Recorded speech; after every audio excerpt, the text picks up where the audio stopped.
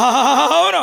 ఎవరైనా బంగారు బాణకోటకి సరిసరి రాత్రికి ఎవరు సోటియకుండా పోతీ పెంటికి సరసకుండా బంగారు బాణకోట ఆగుటోకు లేకుండా 6 రాజులు.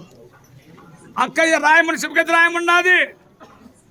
అక్కయ్య వాటిని తీసుకొని అక్కయ్య సెలవు తీసుకొని వాళ్ళ 6 మంది రాజులు ముందు అడుగు పెట్టేవాళ్ళు.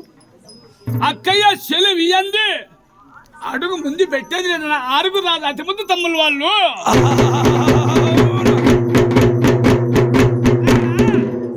అంత విద్య రాజులు వేస్తే విద్య బుద్ధి మాధవేస్తేనైనా వాళ్ళు ప్రాయాలు వచ్చినాయి. వచ్చేదానికి 6 మంది రాజుల కడుకుంటూ వాడుకోలుకుని వాడుకోలేకపోయే సన్న తమ్ముడు ముద్దుల తమ్ముడు రాయమ్మకు. అక్కయ్య మేము రాజు వంశాన్ని పుట్టినాము. అవును. రణసూరు రాజులు మేము. ఒక రాజును ఓడించాలా, ఒక రాజును గెలిపించాలా. రాజుకు రణసింత